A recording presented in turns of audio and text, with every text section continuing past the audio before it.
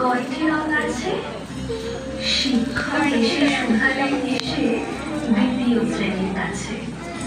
একসাথে মিলে সব ছেলে বলে চিৎকার করে জোরে, তিনটি বর্ণ রয়েছে রাঙানো জাতীয় পতাকা জুড়ে। শ্রেণীর পিছনে বেঞ্চের শিশু ছেলেমেয়েরা বসে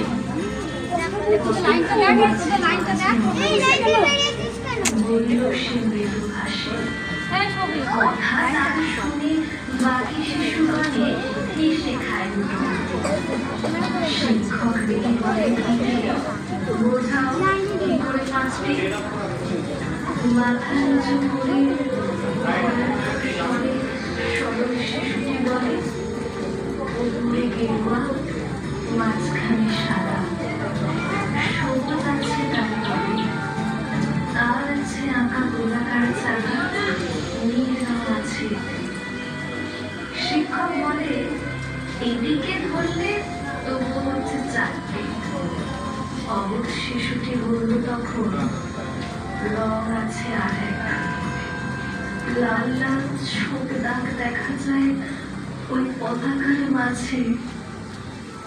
বাবাকে যখন আনলে ওরা কফিনের ঢাকা খুলে চড়ানো রয়েছে দেহখানা তার পতাকার ফুলে।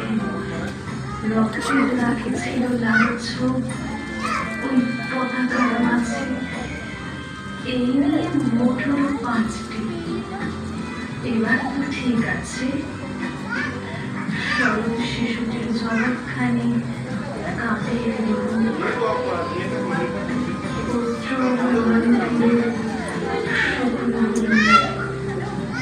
তাদের যারা দেশের জন্য করেছে বলিদান, স্বাধীনতার শহীদ সহ তাদের মূল প্রাণ হয়েছে স্বাধীন পেরিয়ে গেছে 76টি বছর।